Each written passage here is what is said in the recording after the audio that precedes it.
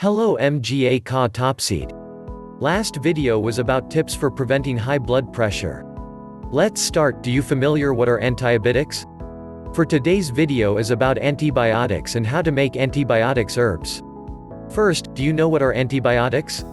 An antibiotic is a type of antimicrobial substance active against bacteria and is the most important type of antibacterial agent for fighting bacterial infections.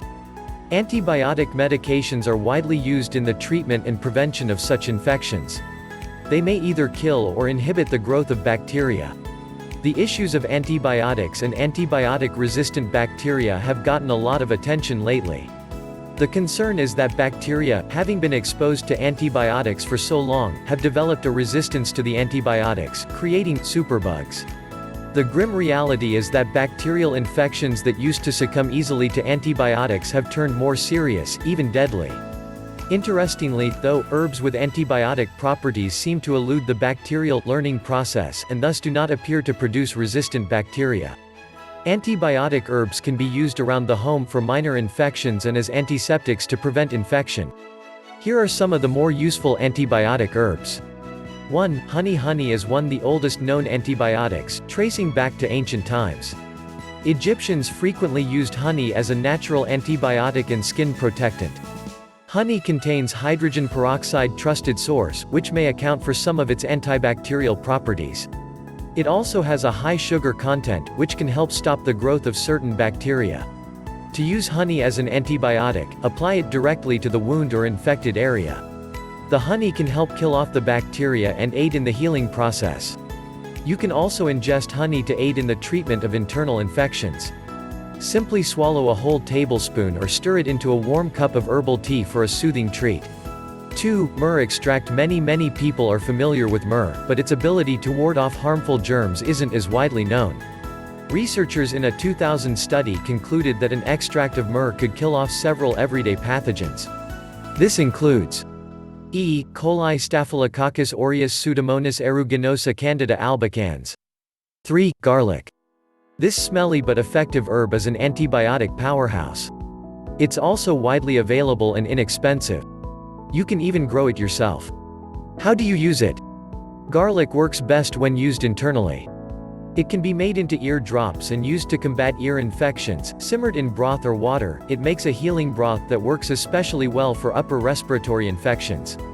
Garlic can be minced and added to all sorts of foods, from pasta to salad. Many natural health practitioners believe that garlic is most effective when used raw, as juice, minced, or crushed. 4. Echinacea. You've probably heard of this herb. It's all over the place during cold and flu season, and for good reason. Echinacea is a powerful antibiotic and, in the case of colds and flu, antiviral. It also works as an antiseptic on wounds and to treat sore throats. How do you use it? Tea made from echinacea's roots and aerial parts is not particularly tasty, but it can be drunk. Such a tea can also be used as a wash for superficial cuts and scrapes. Echinacea tincture, diluted in warm water, makes a very good sore throat remedy. 5. Golden seal.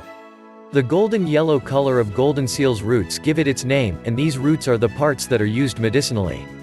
Golden seal works well topically and internally. However, it is such an effective antibiotic that it can affect intestinal flora, and should not be taken internally for more than a few weeks at a time. How do you use it? Infused in boiling water and then cooled, golden seal has a reputation as a very effective eye wash for infections in and around the eye. Such an infusion also makes a very good wash for cuts and scrapes, and can even be used on surgical wounds, particularly on pets. 6. Ginger. Did you know that ginger can work as an antibiotic? It is reputed to be effective against E. coli and salmonella, both of which are food-borne bacteria that can cause significant illness in people. It has even been shown to treat and cure ulcers. How do you use it? Ginger can be made into a tea using the fresh root or the dried and ground root. The fresh root is inexpensive, and a decoction can easily be made by gently simmering ginger slices in water and drinking the result, sweetened with raw honey. You can also eat candied ginger to help treat ulcers and fight infection. Thank you for watching. Hope you got some ideas on how to make antibiotics herbs.